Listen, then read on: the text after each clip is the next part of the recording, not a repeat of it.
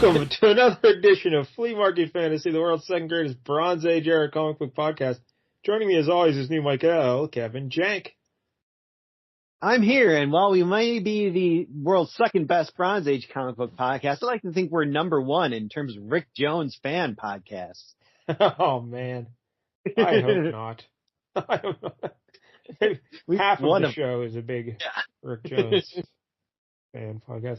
Yes, Rick Jones is in this here episode. And why don't you tell the kids what we're reading today?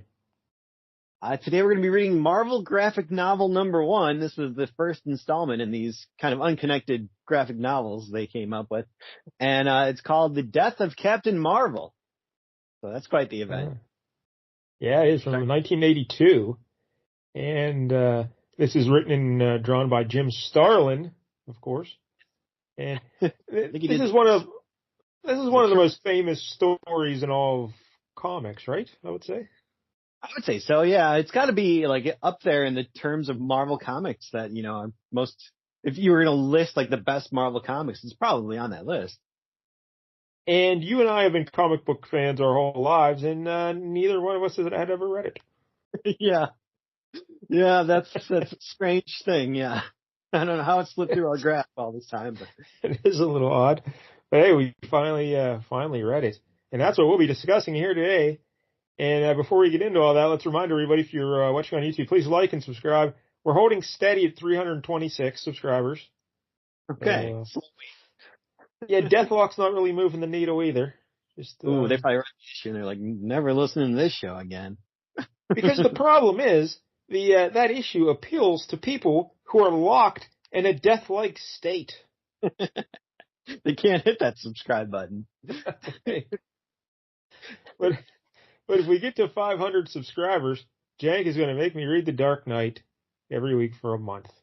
What a glorious month that'll be. Maybe we should, when Daredevil Born Again happens, since it doesn't have anything to do with Born Again, maybe we get people excited for Dark Knight month by having Daredevil Born Again month. Hey, it's my favorite story ever. Born Again. I love it. Honestly, I think it'd be great. All right, so I also got a book out there called Monkey Flip about a chimp detective. It's swell. All right, so Mar-Vell graphic novels, these started in 1982, as we said. This is the first one here. And they ran until 1993, 75 installments of Mar-Vell graphic novels. Ooh. And they were bigger books. They were 8.5 by 11 inches, like a big old piece of paper. That's right. Yeah, I've had to, I sold some of these, and it's always harder to ship them because they don't fit in a normal bag and board. And they were on fancier paper, they were real classy, these things. Mm-hmm. And like the covers were kind of cardboardy, like not maybe full on cardboard, but a better cardstock, I would say. Do you remember which ones you had that you sold? Let's see. I know I had the New Mutants one. Yes, I believe that was issue 4, and that was the very first appearance of the New Mutants. So they started in the Mar-Vell graphic novel line. Yeah, that's when they really cared still. Like, we're going to make these things matter. I think God Loves, Man Kills was a Mar-Vell graphic novel. Number 5, one of the greatest X-Men stories ever. God Loves, Man Kills. Yep, got that one. I think I had the Daredevil Punisher one. Yes, Blood or something like that. The very final Mar-Vell graphic novel was Daredevil and Black Widow. Oh, so, I never read that one. Check that one out. Yeah, there are also a few Conan graphic novels in there, like 3 or 4, I think. Ooh, I know I had one that I believe is rated one of the worst Marvel graphic novels. That is Dazzler the movie. Oh, Dazzler the movie. Yeah. That's a shame. Why was it so bad? Do you remember? I don't know. I think it's just very long and bloated and doesn't really do much. Like, there's no point to it. Yeah, these stories were obviously longer because they're novels, technically. Yeah.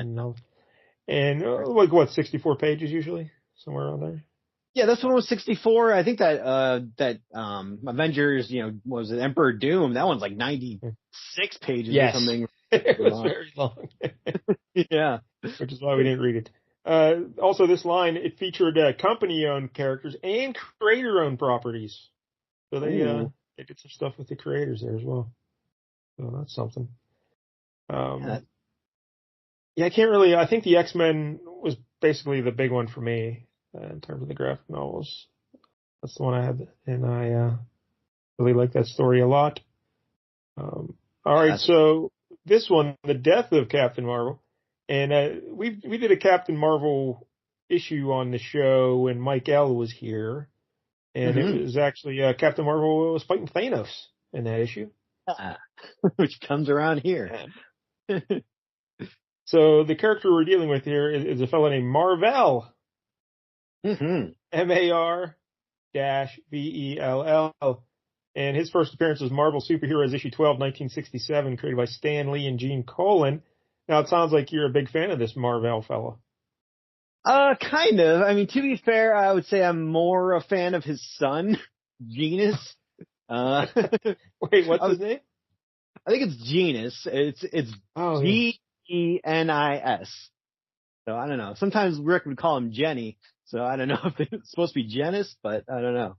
And doesn't he have a sister, Phyla or something? Yes. Yeah, that was later in that run. They kind of came up with her as well. And we'll meet their mother in this issue. That's right. Yeah, so I never knew this lady existed either. I guess she kind of conceived them artificially after Mar-Vell died here in the issue. Yeah. Yeah. They kind of artificially aged him up. Oh, they aged him up too. Did not know that. Yeah. Huh. So, what makes his son cool? Mostly because it was a comic book written by Peter David. Yikes! I liked it so much.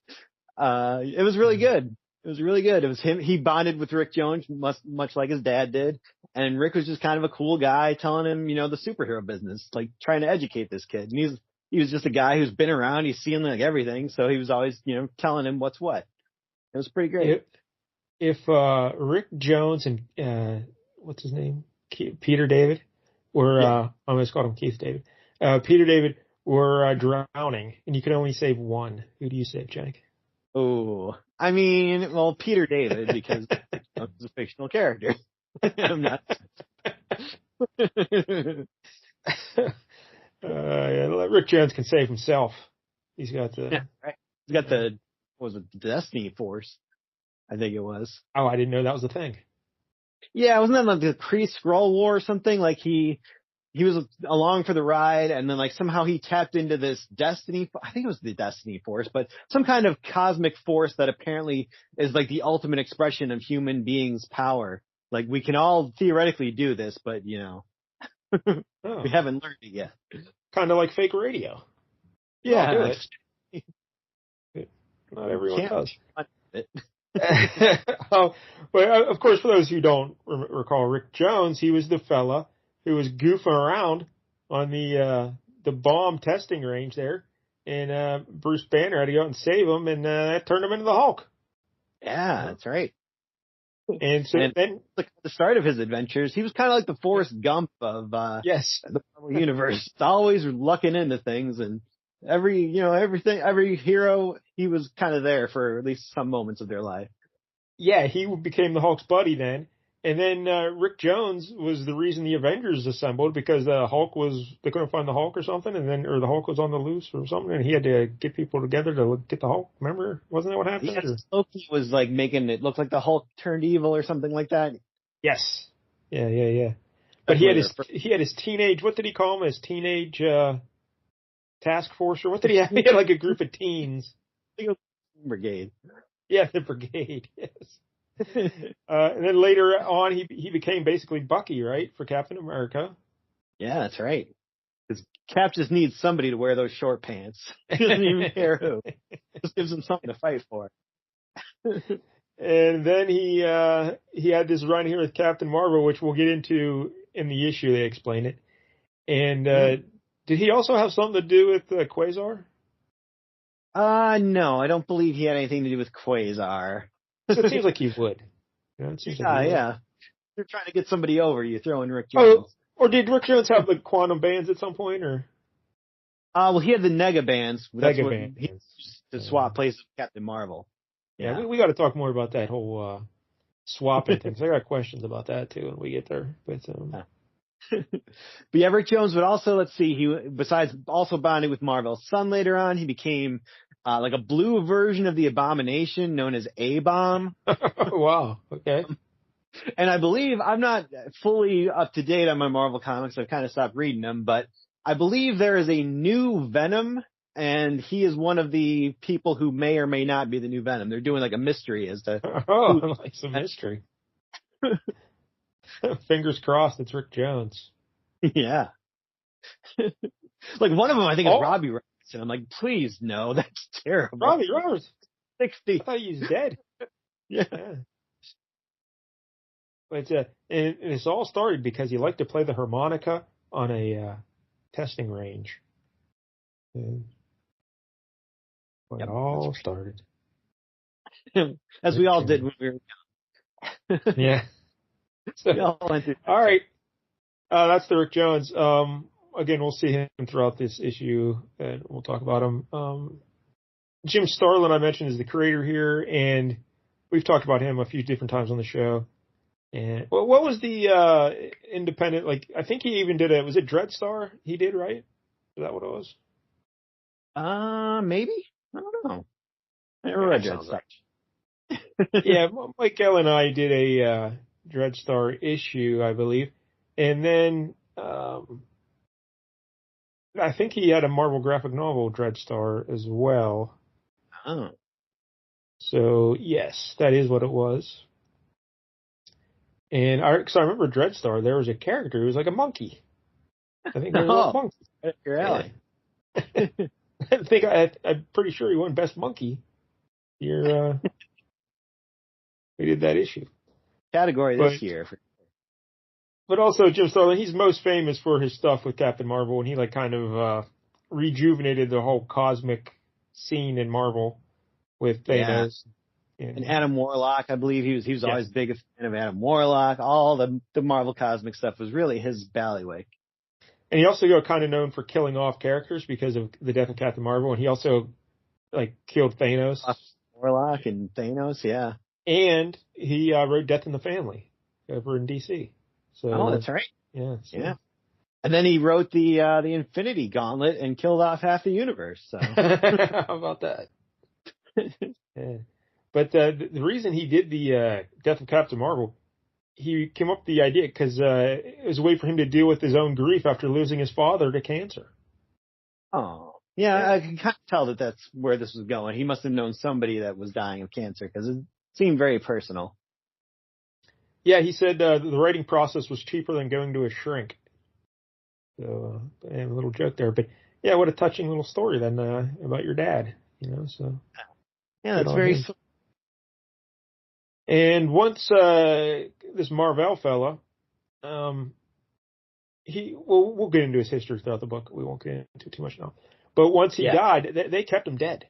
I'm sorry. They sure did, yeah. There was a brief time, like during the Marvel Civil War, where they were trying to bring him back. I'm not sure if this was ever going to be real or not, but there was definitely a Captain Marvel who appeared to be him who had popped up. And they're like, oh shit, he's back. I think they called the book like it was a one-shot called The Return or something like that. And they're like, oh shit, look, he's back. But then very quickly the next event was the Secret Invasion, and they revealed, no, that was actually a Skrull. It's always those damn Skrulls. Yeah. So I don't know if they were ever intending for it to be the real him or if they knew all along it was going to be a Skrull. That I don't know. Yeah. And of course, once he left the stage, then the name Captain Marvel could be used for other characters. And because they didn't want to lose the rights to DC. That's right, yeah, because that whole backstory of Shazam and Captain Marvel that we talked about before. But Monica Rambeau was Captain Marvel for a bit with the Avengers there in the late 80s. Yep. And then a couple other people. You mentioned his son as being a Captain Marvel, right? Yeah, that was, I think technically he debuted in like the early 90s. There was like a 6-issue, or I think he originally appeared in Silver Surfer, like an annual of Silver Surfer. And he was just kind of like he looked a little bit different then. He had this like long 90s ponytail and stuff like that. Everyone had a ponytail. They gave him like a 6-issue limited series that tied a lot into the X-Men because I think Fabian Nicieza was writing it. And then later, during like the Avengers Forever thing, he got bonded with Rick Jones, and they ended up giving him his own series. That was the Peter David run, which was great. Bonded with Rick Jones. Then, of course, in 2012, Carol Danvers officially became Captain Marvel. And that's the Captain Marvel we know today. Yeah. And Jenkins is a huge fan of her movies. Oh, yeah. He loves. They paid so much respect to Mar-Vell. Made him an old woman. Yes. That was a choice that they made. So, yeah. All right. So I guess that's all the backstory I have here on Captain Marvel. Is there anything else you would like to mention? I don't think so. I think most of it we'll cover in this book here. All right. So why don't you describe this cover for us? Okay, it's a pretty classy looking cover. Just up in the top left corner, it just says Marvel graphic novel, $5.95. No cover, box or circle or anything like that. Little pictures of the characters, nothing. Just pretty plain there. And it's a very black background, and there's like a white box that kind of takes up maybe like 2/3 of the page, and that's where kind of the main cover image is inside that white box. But it says the death of Captain Marvel across the top, the death of being just white letters, and then they got the Captain Marvel logo, which is fancier right below it. And down at the bottom it says by Jim Starlin. And then right there in the big white box, we got Mistress Death, who's looking very swole and kind of like a dude here. She's kind of sitting on like a chair, like a throne. You don't see much of the chair, but she's definitely sitting on it. And she's got Captain Marvel's like dead body just kind of draped across her lap. And then in the background, we got a whole bunch of Marvel heroes. We got Wolverine, Daredevil, Thing, Thor, Spider-Man, Captain America, Doctor Strange, Iron Man, Hulk, and Colossus there. They're all kind of like, coming rushing to the funeral, I guess. Yeah, how about Colossus sneaking his way in there, Yeah. Who knew Colossus was so popular? Yeah, it is a lot of heavy hitters on that page, and then Colossus. Yeah. It's like you covered the X-Men by getting Wolverine, but nope. Yeah. Also need Colossus.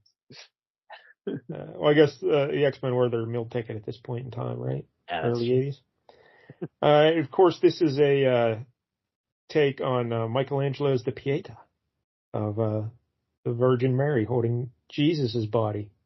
As I'm sure you're aware, Jank. I have it hanging in my kitchen right now. Yeah. So there you go. But it's a hell of a cover. Very iconic image. Yeah. It's based on an even more iconic image. So that's why. But yeah, it's pretty good there. So the movie had taken such inspiration. So yeah, hell of a cover. Now we open it up. We get a big white page. It says Stanley presents The Death of Captain Marvel by Jim Starlin. Colored by Steve Oliff. Lettered by James Novak. Editor Al Milgrom. Editor-in-Chief Jim Shooter. Mm-hmm. So now we open Starlin. Yep. Yeah. We open up the book now on the big splash page. We see Mar-Vell, and he's in his Captain Marvel outfit, and he's sitting in a chair. It seems to be one of them floating chairs. I don't think it is. Yeah. Oh, space must be a glorious place. And he's looking out over space. He's in a ship. And even though they have floating chairs and they're in outer space, they still record audio recordings with a corded old microphone. Yep. Yeah. Who knew that Titan's not exactly still in the rotary age? Yes, Titan, of course, is the planet where Thanos is from, the Mad Titan. Yeah, that's right. Captain Marvel, he's staying with Thanos' daddy and his brother Eros. Yeah, and his daddy is Mentor. Yeah, Mentor. The Fresh Maker. Right, that's Mentos. I'm sorry. It's Mentor. Yeah, actually, I read a trade paperback where they kind of collected all those earlier Thanos stories, and that was all in there. So I'm pretty familiar with those stories. Yeah, I will say I'm not a huge fan of Jim Starlin's art in general.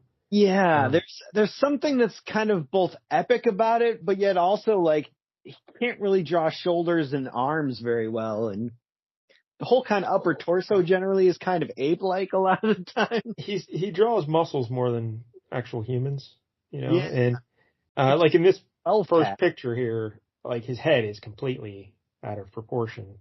It's wee tiny. And his body is enormous. Like that's a little peanut head on the top of Captain Marvel there. And yeah, I'm not a huge fan.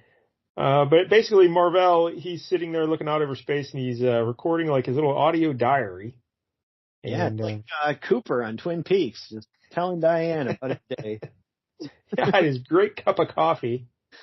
And but we get the idea that something's going on here. He's basically making a record of his life, and he goes back through his history.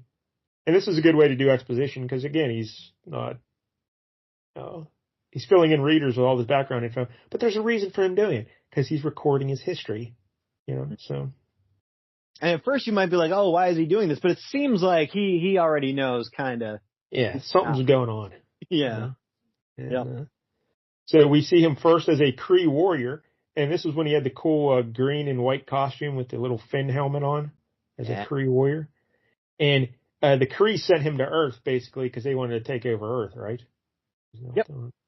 Yeah, he was kind of the first wave, kind of infiltrate and learn what he can about their defenses and, figure out how he can exploit their weaknesses later on. And but he started to admire the people of Earth. Because how couldn't you, So much goodness in the world.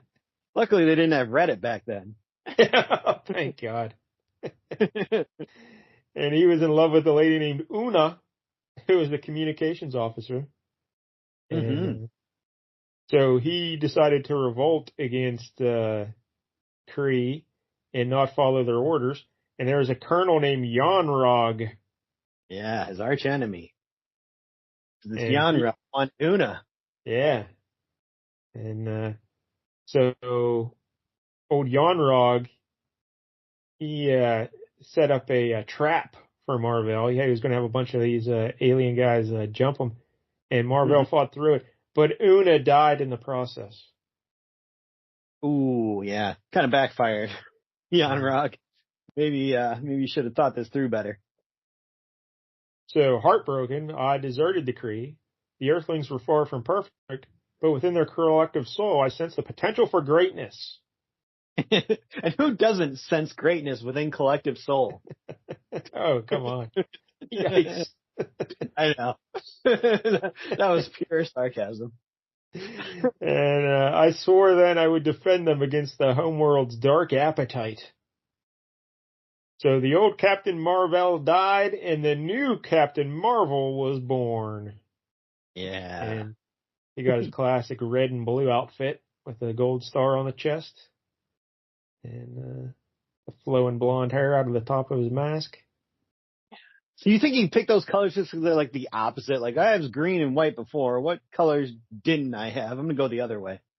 Yeah, that's not bad. Blue, red. Oh. And again, this is all like Jim Starlin when this all happened, right? Like the red and blue, like, right? Because the character was gone for a while, and then he brought him back in the 70s. And he had quite the run there in the 70s. Yeah, he sure did. But I guess... What kind of adventures?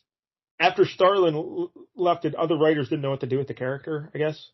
And yeah, or just, they didn't want to do anything with him. So they're just, I guess the wife decided to kill him off. Like, nobody's going to miss him.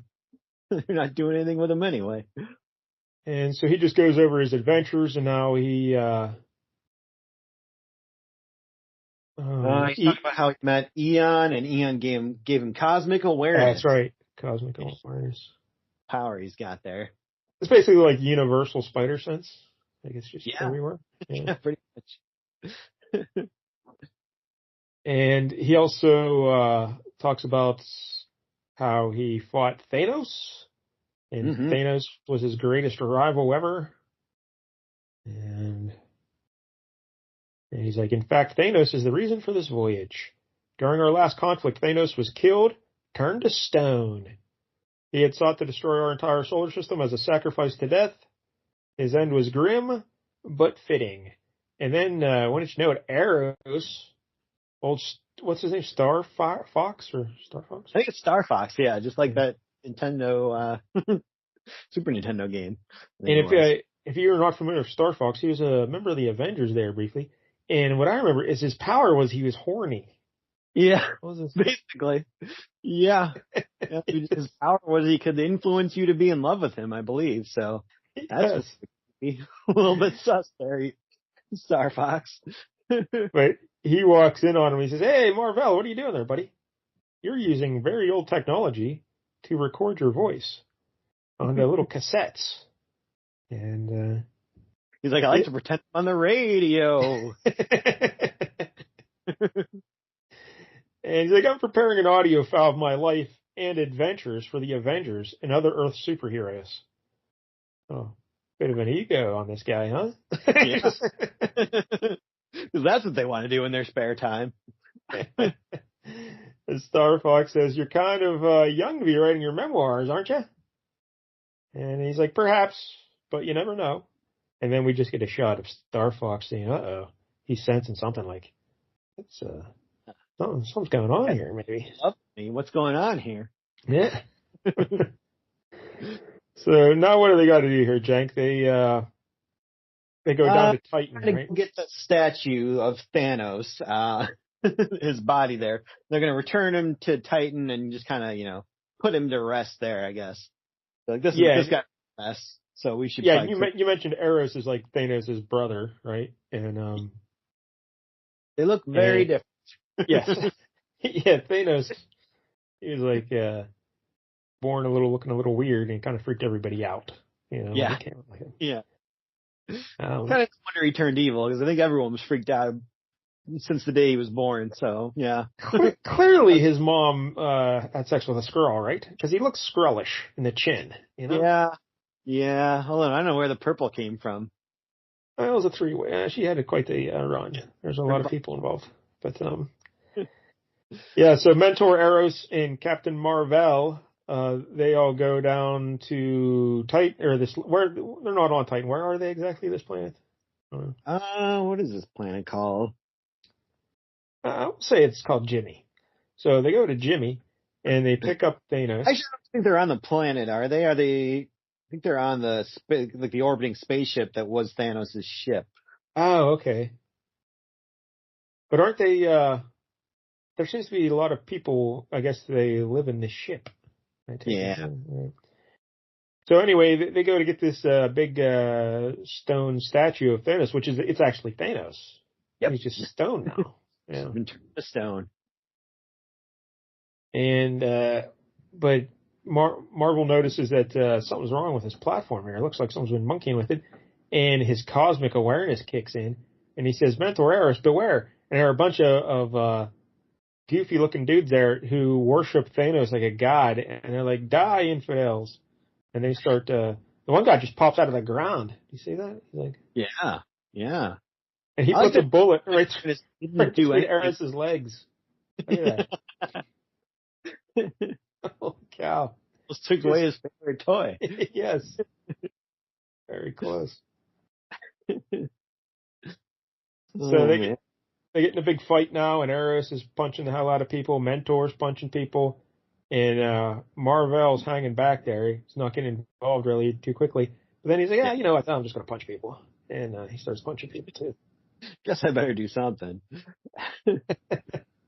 I like doing these thugs a favor because, Mentor and Eros, they might kill these guys because they're so strong. But I know with my cosmic awareness, I can just hit them just right, so that they'll just be out, not dead. I'm doing them a favor by whooping their ass. Yeah, he said the Titans might accidentally use more force than necessary. Someone could get hurt, maybe even killed. And as he's thinking that, he grabs one dude and slams him into another dude, and it looks like they explode. I think that's just the art. I don't think. Well, it looks like they got jetpacks on, and those guys are dead now. And he. What if he jetpacked himself, like his head into that guy's stomach, like just rams him That's so what hard? it looks like is going on there. And so man, so he's still beating up dudes, and they're fighting, and he's kicking a guy in the face. There's all kind of fighting going on, so I'm happy because I like punching. And then they get to the end of it all, and Eros catches a little fella, and the question, or do you see him holding that little guy? He's like, this is one of the panels where it's really just like, what is up with this figure drawing? Like, oh my god, their arms are all crazy, like. And again, the heads are way out of proportion. Yeah. So, but Mar-Vell's like, I'm afraid the Easy Life is catching up with me. He's winded, you know? Yeah. And they're trying to figure out what's going on, why all these people are fighting them, and they just he questions some dude, and he says, he led us on a quest for glory. We fought and died by his side. His dreams are ours. So yeah, these guys love Thanos. They're the children of Thanos, he says. That Thanos got around. I don't think any of them are his real children. Yeah. Yeah. They're just his worship, basically. He was like a cult leader. And Mar-Vell says, by Hala, they worship Thanos as a god. And they're waiting for him to come back from the dead. Now, he did come back from the dead, obviously, because a lot of movies were made. Now, that happened in the page of the Silver Surfer, I believe, right? Yes. Yeah, I believe that was somewhere around like 44 or 45. Yeah, something like that. Did he just hatch out of it the stone like an egg? Or do you remember how it happened? I don't remember exactly. I believe, Death, Lady Death just basically returned him to life because she can do whatever she wants. She got sick of him being around the house. She's like, get out of here. Get a job. So everyone's mad. They're yelling at these guys for worshiping Thanos, and Mentor's like, so go leave this place of evil and begin that new life Thanos promised you. And suddenly Captain Mar-Vell starts coughing, or coughing. It is cough. Yep. And he falls to his knees. Media, if someone coughs, it's always cancer. Always. So it's like if someone pukes, it's always they're pregnant. So he collapses on his knees, and Eros and Mentor are like, hey, what's going on there, buddy? You out a little late last night? He's like, nah, I'm just not feeling that good. So they take him back, and he's like, my body has no secrets I cannot unravel, because he's got the cosmic awareness, Yeah. And he's like, inwards.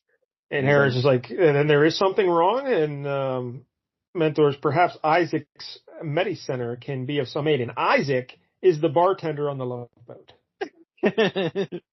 And he is a very knowledgeable of medical conditions for sure. But I believe Isaac is like their computer on Titan, right? Yeah, it's like kind of the world mind, kind of, I guess like their supreme intelligence, but a computer. Which I guess supreme intelligence is kind of a computer. And when you say supreme intelligence, you're talking about the Curry guy, right? Yeah. Big old, like, green monster-looking guy. Yeah, big floaty head. And So Mar-Vell says perhaps, but I doubt it. So they go back to the spaceship there, and Mentor's running all sort of tests on Mar-Vell with Isaac. And he says, you're right. Ticker tape like stock machines. Yeah. And the results. What's going on Titan? It's tough to imagine what the future's going to be like, in 1981.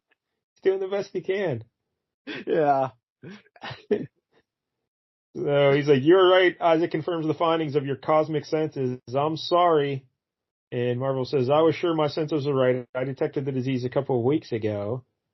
And he's like, I've studied a mountain of medical volumes searching for a cure for my particular problem and failed. I've not asked for your help before because I've been unable to voice my fear. And then Mentor. Oh, why don't you do Mentor? I can understand. that it's a terrible disease. We on Titan call it the inner decay.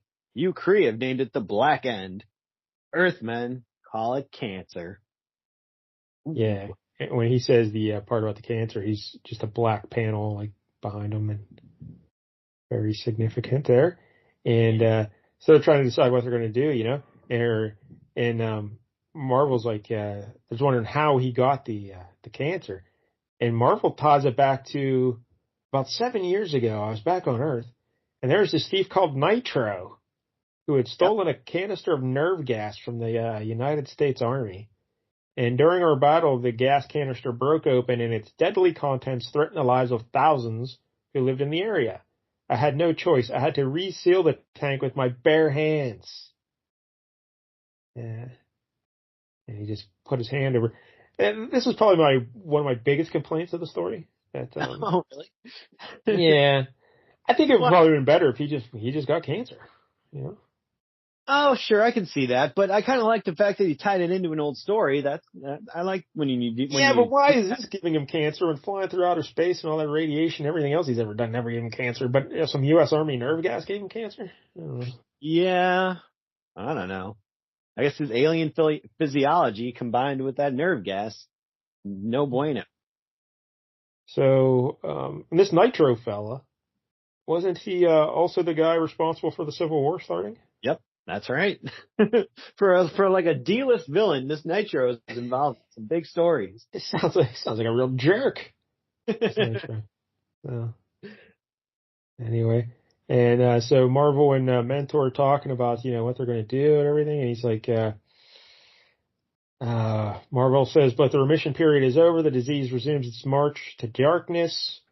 Mentor says, we of Titan will do anything we can to help you, whatever you need. And Marvel just basically said, there's nothing to do really, I'm dying. And, yeah, they're basically like, I mean, here on Titan or even the Kree or the Skrulls or anybody, nobody seems to have a cure for cancer. Nope, figured this out yet. And so he just says, oh, well, I guess I'm just going to live out my life until I die, and that'll be that. And he's kind of accepting it fairly well. He's not getting pissed off. He's just like, it'd be nice if you guys could cure it, but I'm not expecting you to. So now he's got to go talk to his lady, his lover, and her name is Elysius. Yeah. I've never remember her, like I don't think I've ever encountered her or remembered her at all. So what do you know of Elysius? I know she was the mother of Genus. Okay, so there you go. What's that? From what I read, I believe she was created artificially by Isaac the computer. Oh. He got drunk one night, got it on with a copy machine, and this Elysius came out. Wow. Good thing for Captain Marvel. He got a girlfriend out of this. And she, I believe, they say in here that she was evil at first. Right? Yeah, I believe so, yeah. And she came over to the good side. I like this little scene here with him and Elysius. They're just sitting on a bench together in the park, and there's no dialogue or anything. They're just sitting there and kind of looking at each other and kind of intercut with Mentor, watching him from the window at first, and then he just kind of turns away and slinks into the darkness. He's not going to watch, what's going on here. Yeah, all Mentor's panels are just solid black backgrounds to add to the sadness of the moment. And eventually you just see the two of them hugging. And now we're back with Marvel, and he's recording more audio. Yep. Gotta finish. She's on a deadline now. Yes. He's recording his audio book. And now he's talking about the Supreme Intelligence. Yeah. Like we were talking about earlier, the big floating green head guy on Kree. And at one point, he confronted the Supreme Intelligence. They obviously weren't happy that he defected. And the Supreme Intelligence shoots him with like some laser beam and blasts him into the negative zone. Yeah, so the negative zone. Now, this is the place where Reed Richards always goes to, right? With Annihilus and everything? This terrible secretary, Annihilus. Yeah. Yeah, we did that story. And so when he's in the negative zone, he's just floating there, and that's all he does. Well, I believe the negative zone is a large place, so when him and Rick Jones switch places, he probably has to get somewhere that's, pretty hospitable. Like a planet, not just middle of space. But they always just show him like floating in space. Like, did he have a house? Or what's he do? Because remember, Reed Richards built a whole building. Remember they built the whole Baxter building. The negative zone. Oh. Exact specifications, like the exact size that it was on Earth. Everything exactly the same. So, yeah, well, he's floating in the negative zone. Your buddy Rick Jones finds the Negabands, which are of Kree ancestry, right? The ancient Negabands of the Kree. Found them in a secret cavern. Those are the best kind of caverns. The secret ones. That's right. Best kind of caverns and cupboards. So when he puts the Negabands on, and does he have to hit them together, or Mar-Vell has to hit his bands together? No, I think whoever's on Earth does it, and then they switch places with the person in the negative zone. Now, did Rick Jones know what the hell was happening the first time he clinked them together and he went to the negative zone? Probably not, I'm guessing. I don't think I've read their first, adventure together, but I'm going to guess it was an accident. He just kind of maybe he threw his hands up to try to, bang. But they must be able to share some sort of conscious awareness or telepathy between the two of them. They definitely could. I know they could definitely talk. Because there needs to be some sort of an explanation. What just happened to me? I know where I am. Yep. And you think Mar-Vell could just leave him there? Hey, see you later, Rick Jones, sucker. He could, but he's a hero. He wouldn't do that. So he goes to Earth, and he has adventures there fighting evil guys, while Rick Jones is in the negative zone, just floating in space. Floating. Yep. Like, what? He doesn't even have his harmonica. At least give the guy a chance to grab that. What does he do? I don't know. I wonder if he's holding the harmonica and he claps the negative bands and he just goes there with the harmonicas just to Captain Marvel's hands. What am I going to do with this? But Mar-Vell, he comes back and he kills that Yon-Rog guy who killed his lady friend Una. So finally got revenge on Yon-Rog. Sure did. He just dropped a boulder on him, or he just squished him somehow, or? Yeah. It was probably one of them accident deals, right? But I believe Yon-Rog came back later on. I don't think either he's not dead or he came back to life, unlike Captain Marvel. But I believe he was in that other, the runabout his son. And he says, finally, my Kree past was completely behind me. True, my new life, sharing time and space with an Earth teenager, was a bit hard to get used to. But our strange relationship allowed me to learn so many things about my new home Earth that I would have never realized alone. Rick and I became close friends. Aww. And then he's talking about the Avengers. And look how little Thor's hammer is in that panel. Yeah. It's like one of those hammers the doctors hit you on the knee with. To see if you got your reflexes. So he's talking about his adventures with the Avengers, and then there's a big splash page of all the villains he's encountered over the years. Oh, look, there's an Nihilist, top left corner. Sizable ones, yeah. And Nihilist sure got bigger billing because a lot of these people are like, who the hell? And they all Iron Man is floating up there. Why is Iron Man with the villains? And there's Namor. I mean, he was a villain for a little bit, but there's Drax the Destroyer. He was getting into it with the Watcher, I guess. Ronan the Accuser's over there. Yeah. Look, Thing and then the Hulk are down in the bottom. So this is a whole. Yeah, I was thinking it was definitely a lot of those, misunderstandings at first where it's like, oh, you were on the good side too. There's Nitro at the very bottom there melting into a puddle for some reason. And there's just a yellow head next to him. Do you see that? That's right. Who's that guy? I don't know. The yellow head. But then on the next page it gets, but the one foe I'm glad I stood against also proved to be the most formidable, the mad warlord of Titan, Thanos. And dun dun dun. And he goes flipping through some more villains and more characters. We see Adam Warlock. Warlock, yeah. They were good buddies, and they also fought against Thanos.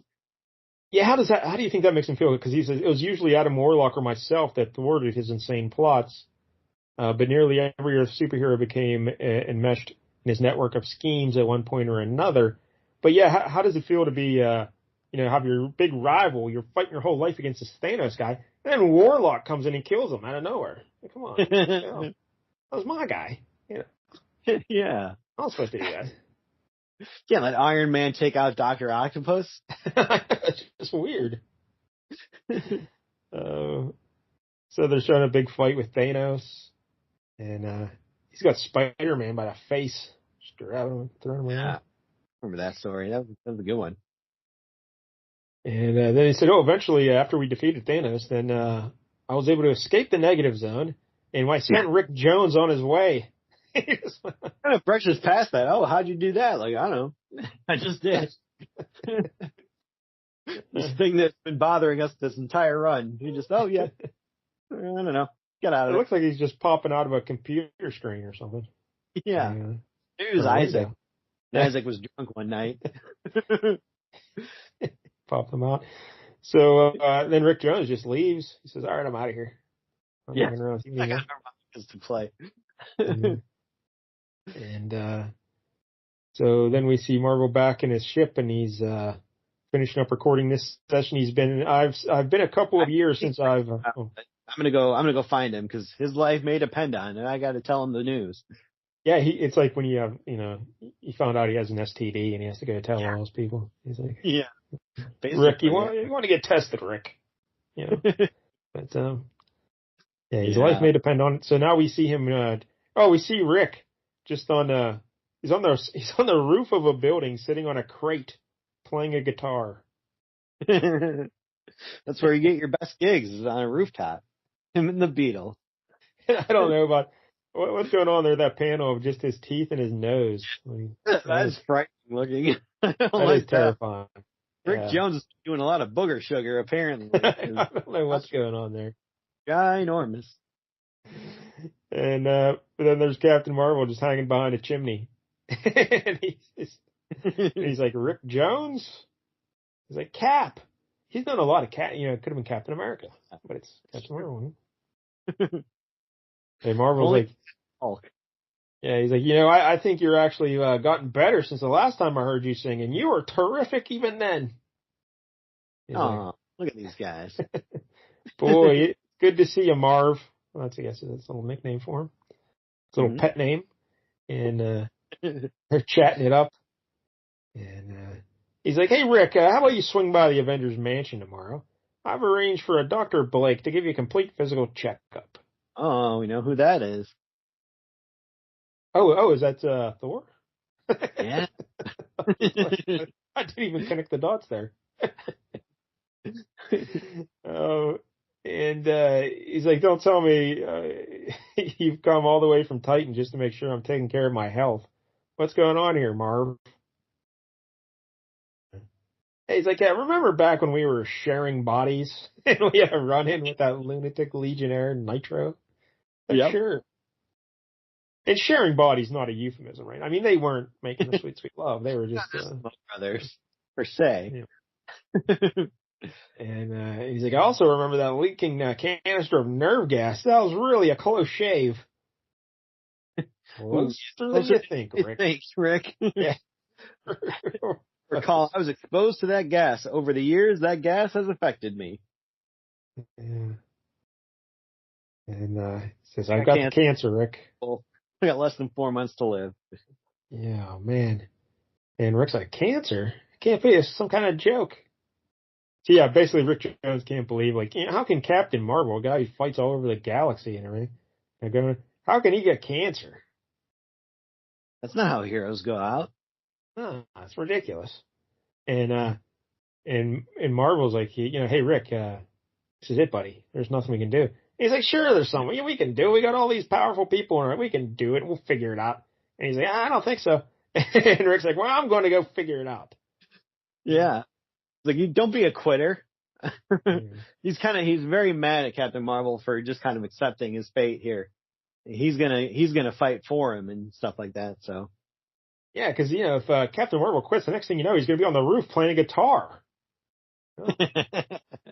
You gotta. So Rick Jones slams the door behind him, and he's going off into the world to find a way to save Captain Marvel. Yep. Captain Marvel goes back to Titan. He's talking to his lady Elysius, and he's kind of like, yeah, like Rick was real mad. I don't understand it. And Elysius is just like, I get it. He's an orphan, right? So he's used to people like abandoning him, and now he's afraid that you're going to leave him too. So no wonder he's not taking it well. And he's like, oh yeah, I guess that's right. And then he starts remembering about Adam Warlock, because he was there when Warlock died. And he says, when death came for him, he welcomed him as a friend. I'll not do so. I've enjoyed this life. It's had its bad moments, but it's had far more good moments. I'm going to miss it. Yeah. See a nice little shot from a distance of just the two silhouettes of them sitting under the trees.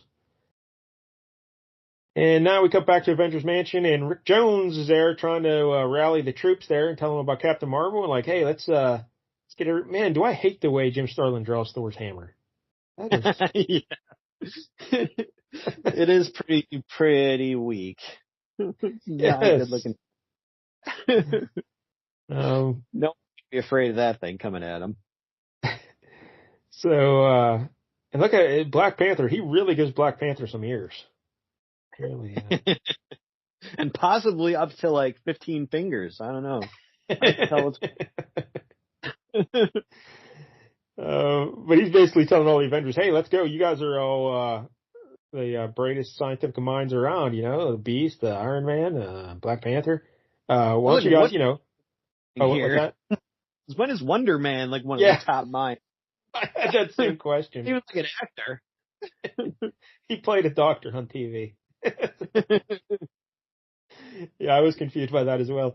But he's like, hey, why don't you fellas figure this out? Why don't you guys just cure cancer, Why don't you quit being jerks? Just cure cancer. Which is a good point. Like, that's one of those things that's like, why haven't these people done that? Like, they can do anything in the world. Like, how come... I know that the reason is they want the Marvel Universe to kind of reflect the normal universe, not too far away, but why don't they have flying cars yet? Like, Fantastic Four has one. Why aren't they selling them? Why doesn't everyone have a flying car? Why don't they fix world hunger and, like, just grow tiny crops with Pym particles and then make them big? Like, they can fix all these problems, but they don't. Well, the reason they don't, there's no money in a cure, There's money in treating symptoms. No money in a cure. So, yeah. I could go down the conspiracy rabbit hole, but we'll not do that. But, yeah, so they're all looking around at each other like, hey, maybe we should, try and cure cancer. Like, all right, let's do this. They're going to see what they can do. I don't know. I think Dr. Strange here for this meeting. Like, Dr. Strange does work on it later on, I guess, but I'd go to him for sure. Like, he's not only a doctor, but he also knows magic, which may be able to help here.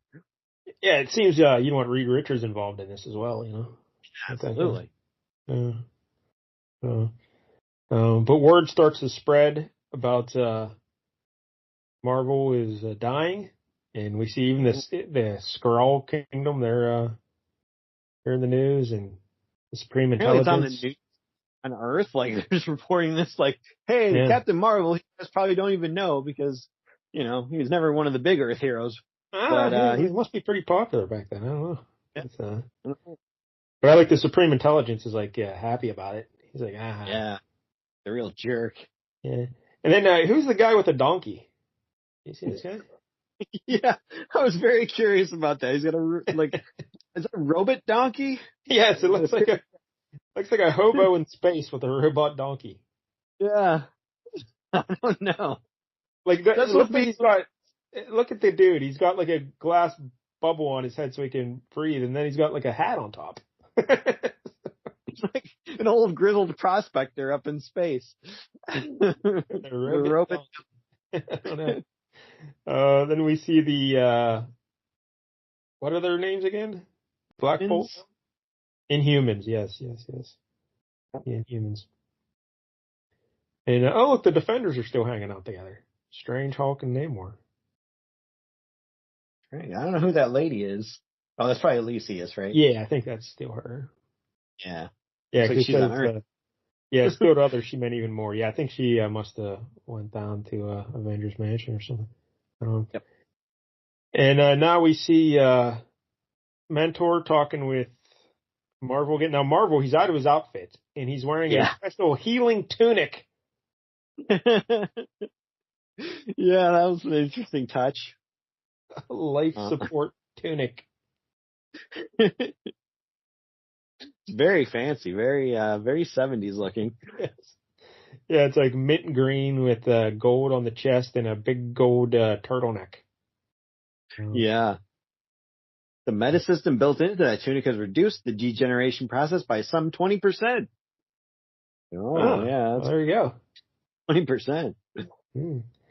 So he walks out of the room there and he's like, I've got some tapes to record. And then he sees Eros walking in the hall. And he says, hey, Eros, I'm probably dying here, so when I go, I want you to give it to Elysius good, Yeah. It's really...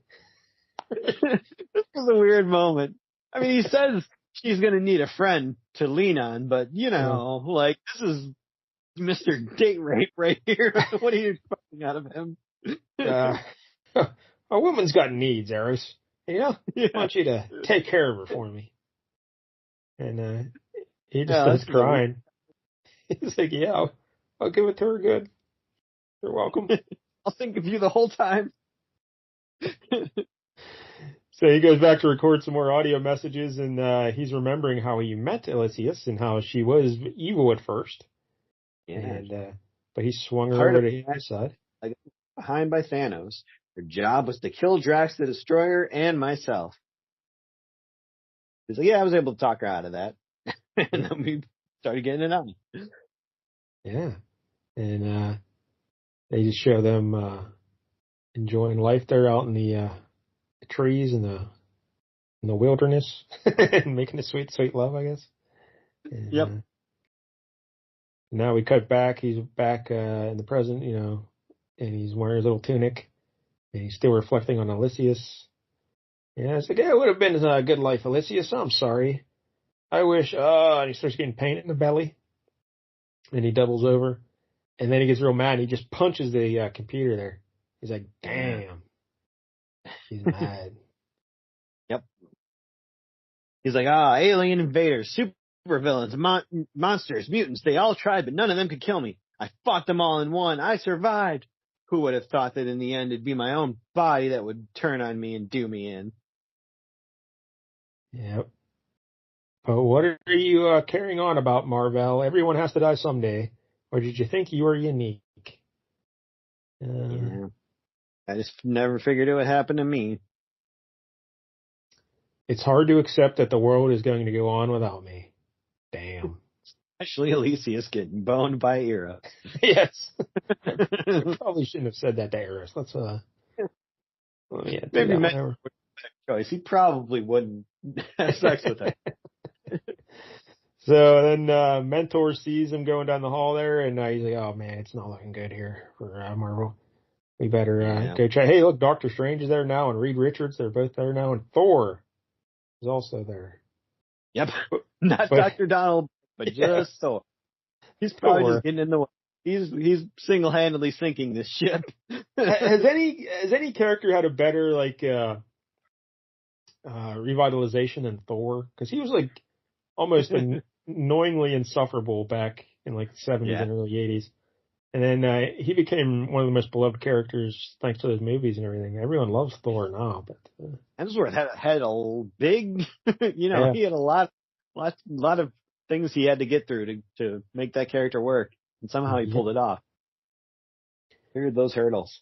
So Doctor Strange is saying, hey, one of the problems we're having here is Mar-Vell's negabands. Yep. They are slowing the cancer's progress, which is good. But unfortunately, since he's wearing them, like, they interfere with all our possible cures. Mm-hmm. So, kind of like the old And he's also, Catch-22. yeah, he's become so dependent on them just to live that we can't take them off of him. You just die anyway. Yeah. So they're all looking like, hey, we got nothing. Oh, we got no ideas what we're doing here. And then, just then, Eros comes in and says, Father, it's Mar-Vell, he's collapsed. We've taken him to the Wing's master chamber. And they're like, gentlemen, our time has gone short. Let's make every moment count. And they go into research. And then Elysius is sitting on the bedside with Mar-Vell. And you see some more Rick Jones standing there. Yep. He's kind of having a rough time on Earth, kind of accepting this. And then we start to see a bunch of heroes start to arrive. We just see some boots at first, and then we get a whole big splash page with like all the heroes from the Marvel Universe pretty much just showing up here. Yeah, this is a little weird. This is a little weird. Yeah. Like, I get this the symbolism of it. They want to make it seem like, he's just such a huge moment in comic. But I mean, really, what's Wolverine doing there, and Ghost Rider, and Yeah, it's quite strange. Not a lot of not all these people would know each other. Jack the Incredible Hulk. Why would Incredible Hulk be there? What the hell does he really care? I mean, I could see the Incredible Hulk actually because Rick Jones is close to Captain Marvel. Oh, but he's Hulk though. He's like Hulk smash, Well, even the Hulk likes Rick Jones though. He's his buddy. He never smashed him. Daredevil's there, really? Daredevil? No. All I know is all these heroes are just sitting up there, and on this space station with Mar-Vell. Oh, look, Luke Cage and Iron Fist are in the back. There's no, he's like, sweet Christmas. What are we doing here? Yeah, Klingon's there, like Doctor Strange's wife from like some other dimension. I don't know what she's got. Involvement she's got. It's pretty cool looking back at the background, see all the odd people. But there's like, all I know is Doctor Doom is feasting right now, and they are just running roughshod over Earth because every hero is sitting by Mar-Vell's bedside. So, who knows how long the trip took to get there? It's probably not quick. Yeah. Well, this is really for the LCS Hockey Radio Show, but I did watch a movie this week, Jack, Interstellar. Oh, yeah. That movie I didn't enjoy. So this could be one of them situations where going up to the spaceship is like 7 years in 1 Earth year. So who knows? Yeah, they're all could be different ages now when they come back. Who knows? So, yeah. It's all crazy. But they're trying to figure out, who's this little guy with the wings? Who's that guy? That's that gargoyle guy. Who invited him? He's on the Defenders, I believe. Oh, okay. I think he's got a like a 4-issue limited series that I'm probably going to pick at some point. And Spider-Woman's there. Seems like an odd one. And Captain America. I could see Captain America being there representing the Avengers, Black Widow's there facing the wrong way for some reason. I just want to see her back end, Yeah. But, like, in reality, who should be there? Like, I guess the Thing, he seems pretty close with them. Yeah, I could see the Fantastic Four being there. Yeah. All the smart people. Makes sense. You said Silver Surfer, right? You said Silver Surfer. Yeah. Yep. And I could see Captain America being a representative for the Avengers, sure. Yeah. Maybe the whole Avengers, I could see them showing up. They, even Spider-Man, I guess he was part of that whole Thanos thing. I could see him wanting to show up. But yeah, X-Men, don't think so. It was like Daredevil, yeah. Luke Cage, probably not. No. X-Men, I don't know if they ever really met him. And again, I just can't see the Hulk sitting around in a waiting room reading a magazine while all this is going on. So. Yeah, maybe Bruce Banner, but I don't know how you get there peacefully. So we go into his bedroom chamber there, and he's looking a lot sicker now, and Elysius is sitting in there with him. And he's just kind of like, oh yeah, I'm sorry, I'm leaving you like this. I love you and stuff like that. And yeah, it's very sad. And Eros comes in and says, there are some folks from Earth who would like to see you. Are you up to visitors? And he says, from Earth, Rick? And he loves Rick Jones. But no, He sure does. it's not Rick Jones. It's the Thing and the Human Torch and Spider-Man. And Thing's telling some stories about their old adventures together. He's trying to make a light of it. And but Spider-Man says, hey, I gotta go. And he just walks out. And, Yeah. like, what's going on there, Spidey? And Cyclops and Beast are there to talk him through it. But Spider-Man's like, this is a bit much for me. Dealing with death and everything. I don't like this. Yeah. I tend to lose my mind every time someone around me dies. And, Yeah, and he's like, sense this isn't how heroes go out. I mean, it's like, well, yeah, kind of is, I guess. Yeah, Beast is like, in case you hadn't noticed, beneath most of these fancy costumes and flashy powers hide mortal men and women. None of us have much of a say on how we're going to end this life. But don't feel alone in your feelings, Spidey. We're all having a hard time accepting this, especially him. And he points over Spider-Man's shoulder, and there's Rick Jones. He made it. He made it after all. And he goes walking in, and Mar-Vell's real happy to see him. And Rick just starts crying. And he's like, I'm sorry, I've been such a fool. So Thing and the Human Torch bow out, and they leave them alone, and they close the doors. And Thing says, they're going to want to be alone for a while. Yeah. So who shows up next, Jank? Well, Drax the Destroyer and his daughter Moondragon, they show up. They've kind of been having some like father-daughter bonding time, I guess, in the universe, and that's nice. Yeah, and Drax is like, hey, don't worry about this dying thing. I died before and I came back. It's no big deal. It's not what they tell you it is. Yeah, it's indescribable, and it's really not all that bad. It's kind of like, having a nice steam in the steam room. And then Drax says, in the meantime, I have someone with me who wants to meet you. He's like, who? He's like, him. Because they showed one spaceship landing earlier, and they're like, hey, even some who seems like shouldn't be here. Yep. And that's this fella. It's General Zedrao. I don't know. General. General Zod. General. And he's from the Skrulls, yep. And he's come up, he's Marvel's worst enemy, these Skrulls. And Rick Jones is ready for battle. He grabs a bottle, and he's going to smack him like it's a bar fight. He's going to get in a fight with them. Filthy Skrulls. And Right. Drax is like, calm down, Rick Jones. I got this. He's going to behave himself, or I'll murder him because I'm Drax the Destroyer. So don't worry about it. And the guy says, Captain Mar-Vell, I greet you in the name of the Imperial Skrull Empire. I am here not because you are our enemy, but because you have always been our greatest enemy. I'm here to give you an award for being the best enemy. You're the very best enemy anyone could hope for. You really kicked our ass all over the universe. And for that, we want to give you a medal. Real there you go, buddy. Right there. So they give him a medal. Yep. Medal of that from the Skrulls. And we should mention Mar-Vell's in bed shirtless, and he's got like IV in and stuff in his nose, like a tube in his nose. And so he's like, I salute you, Captain.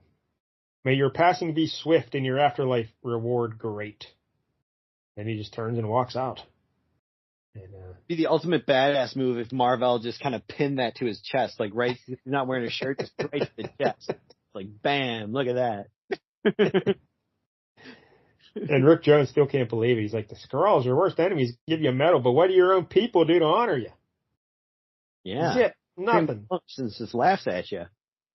And I guess Starlin says this bit here was inspired by Vietnam vets coming back from the war and not being treated by their own country as heroes, So. That makes sense. And I can see why the Skrulls, I mean, he turned on the Kree Empire, so they're like, yeah, enemy of our enemy is my friend. And so, what does Mar-Vell say? He's like, I don't know about that, Rick. I may be ignored by an ungrateful homeworld, but I have a good woman who I love by my side, and I've also many friends any man would value.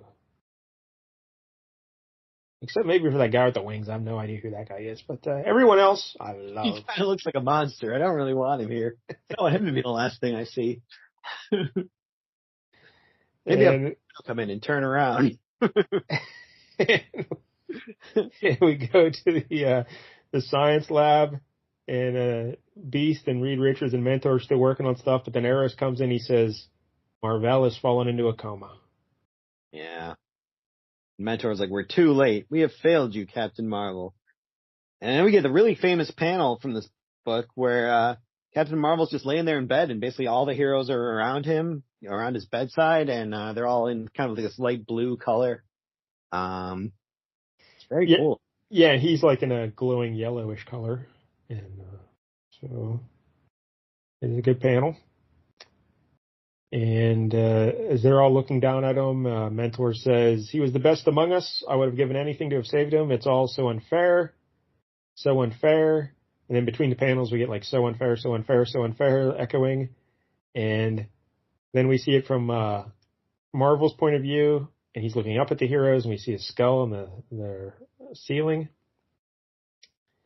And unfair, unfair, unfair, still echoing between the panels. And then we get a transition shot of Mar-Vell in bed, and there's 5 panels, and he transitions slowly from Mar-Vell into Thanos in the 5th panel. Yeah, the Stone Thanos. And so now we go back to the Stone Thanos, and we see a little spark in his eye, and boom, suddenly he's back to being Thanos. Yeah. And he climbs off his little stand, he's walking up the stairs, and he kicks down the door to Mar-Vell's bedroom. And all the heroes are gone. Now it's just Mar-Vell and Thanos. So Mar-Vell's having like a death vision here. He's having a little dream. They're outside of, the normal reality at this point. And Thanos is like, hey, what the hell's wrong with you? Get out of that bed, He's like, you're a hero, And yeah. your death should be glorious. So one such as you, death should not come gnawing like some vermin. For you, death should be a glorious event. So rise, Captain Mar-Vell. And he's just like, oh, I'm whole again. He's wearing his costume. He's out of bed. Yeah, he's looking all jacked and big and strong again. His chest is way too big, but... He's like, the greatest minds of the universe have labored for months trying to save me, but they failed when you just come along and wave your hand. And I'm well again. How? Why? And he says, because I am Thanos, who is death and the lover of death. I have returned from the darkness for one last magnificent battle with you. So they go walking off down through this old little windy path into space. And then he says, look, behold the heart of the universe. And there's just a giant heart. Yeah. Very literal. And he's like, it is the soul of your reality. It pumps life's blood for your existence.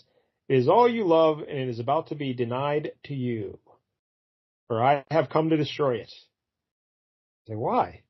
Because I am Thanos. That's what I do. That's what I do. Because you are Captain Mar-Vell, your job is to try and stop me. Yeah. So this is pretty great. I like this a lot. Mm-hmm. So and Mar-Vell's his old tricks. He's turning the ground into a bunch of hands that reach up to grab Captain Mar-Vell, and Captain Mar-Vell just blasts him away. And then he's chasing Thanos. Yeah, like through teleport portals. And he tackles him, but then Thanos turns into like water or a bunch of fluid and gets away, and ghostly images and stuff. I don't remember Thanos being Hydro Man. And then he forms a bunch of... Hey, do you remember who this guy is? This robot guy here in the purple? No. The skull on his chest? Because he looks familiar, but I can't remember who he is exactly. Looks like a professional wrestler, but aerobic. And there's like Skrulls and all these other aliens. Oh, there's what's that guy's name? Yongor, or what was his name? The guy who killed Una? Yanrog. Young Rock. He's there again. Not Rock. And Mar-Vell's fighting him, and each time he punches them, like their heads explode. And he's trying to get to Thanos, but all these other guys keep jumping on him, and he has to keep fighting them off. And Thanos punches him a couple times, and he's punching them pretty good. But Mar-Vell fights him off, shatters all the enemies, so it's just him and Thanos now. And he's still chasing Thanos, and he finally punches Thanos, and Thanos just blows up in a bunch of pieces. That was easy. But then he just reforms again, because he's Thanos. Yep. And he's like, you shattered like a statue. And for that is all that is left of me in this plane. Like all men, I am finite and accept it. And, Thanos is holding his own head from the shattered statue, and the shattered head is just saying illusion, illusion. Like he's a magician, Michael. He doesn't do tricks, he's an illusion. So, Thanos is giving him another speech, and he says, hey, you know what? It's time for you to meet Death. Let's go. Yeah, are you ready for her? He brings in his Lady Death, and she's looking like a human lady, you know? Yep. But she's wearing her... Right now. Yeah, she's wearing her purple shroud. Then Mar-Vell says, it's just that I no longer need the illusion, and he passes his hand over her face, and now she's a skeleton. Yeah, that's pretty cool. I like that. And Lady Death kisses Mar-Vell, and Thanos says, so it ends. Thanos seems pretty cool that Captain Marvel's making out with his girlfriend there. Yeah, he's into it. And then we get the ta-tut of a heart beating, and we see that big heart in the center of the universe again, and it's beating and beating until it stops. And Mar-Vell says, is that all there is to it? A kiss and I'm beyond the veil? I expected more. Yeah. So we're going to at least get to like third base or something. And Thanos says, there is more. It awaits us. Take her hand. And they all join hands. She will lead us on our journey. She will show us that this is not the end, but only the beginning. And we see the three of them from behind walking into a very bright light. Mm-hmm. And now we cut over and we see the machines in his hospital room. They're flatlining. And Mentor turns them off. And all the heroes are very sad. And then Mentor says he's gone. And he puts a blanket over him. And we get one final panel of all the heroes outside around his gravestone. And they're all mourning the dead Captain Marvel. Yeah. There you go. Gravestone kind of has that same symbol from his original costume, the green and white one. Oh, yeah, a little Saturn-looking thing. Yeah. So there it is, the death of Captain Marvel. What a tale that is. It was really good. For as long as it was, I was never like bored or like, when is this going to wrap up? I was enjoying it the entire time, or at least, I don't know, maybe enjoying is not the right word, but yeah, enthralled. Yeah, you got to remember again, this is 82, so at the time this was pretty groundbreaking stuff for a superhero to be dying of cancer, and I'm sure just even in popular media there weren't a lot of cancer stories going on around this time. I don't think so. Probably not. Yeah. So yeah, it's a real. Didn't have the balls to, just have Sam get cancer in season 1 and die. So it was a very profound look at death and the inevitability of it, and the importance of human connections to others, and how everyone deals with grief. Yeah. So it was quite the effort here, and to know that he wrote it based on his own experiences with his father is even more touching. So yeah, it's a very nice story. It definitely makes sense why you would keep him dead after this. Like, this is the kind of story you can't bring him back. It would completely... Yeah, you cannot. No. You have to leave him dead. Yeah. There's certain characters that just have to stay dead, and he's one of them. Again, the art was a little questionable at times. Yes. I would say that is the one weak point. But, I mean, for the most part, like, I can't say the art is terrible, because it is kind of interesting for the most part. The storytelling and the compositions are great. And, yes. like the use of color And he did stuff with the backgrounds too. He did a lot of thatch work and some panels and backgrounds to just mix it up. And the coloring was very important in this book. A lot of muted colors. Yep. And solid black panels, to really drive home the sadness of things. And so the story was well done. Like there was that whole scene with him and Elysius where it was completely wordless. Like yes, it all made sense. It all, everything got across without any words. It was very well done. Yeah, the problem is just like the anatomy of the figures and yes, yes, that was the problem. It's not like a flowy dynamic form. They're all kind of stiff and yeah. But and that Rick Jones, the nose panel, that's unforgivable. I don't know what's going on there. But yeah, sadly this was a oversized book because that panel must have just been huge. How's the size of that one? But yeah, so the art's not awful. It's good, but just not as good as it could be. Yeah. But, yeah. So there it is. Any else? Story I thought was very good, well done, very maturely handled. Yeah, I don't really have a lot of bad things to say about this. It kind of lived up to the hype for me. Yeah, I just kind of would have like I said, if they didn't have the nerve gas canister, I think I would have liked it better if there's just no reason that he just got cancer, Yeah. And we just got to figure, this is what we deal with. So, but it's still very good. And again, all the heroes being there, it's a symbolic thing. It is kind of ridiculous, but yeah, just got to accept it. Yeah, I mean, I like it. It hits on an emotional level, even if it doesn't make total sense. All these people to be there. So yeah, I don't know. I'll go 9 out of 10 for the death of Captain Marvel. Yeah, I think I might go 9.5. It's pretty close to a 10 for me. Yeah, it's pretty good stuff. So definitely go check it out there if you like, death. And who doesn't? So there is the death of Captain Marvel. Big fans. So, all right. So next week, I almost was going to pick that Silver Surfer where Thanos comes back. I think that was 90. Yeah, so I wasn't sure.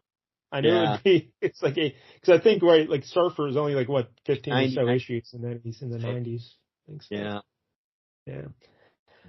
So, all right. What I did was since this is a big book, we're doing a double-sized issue next week. Oh.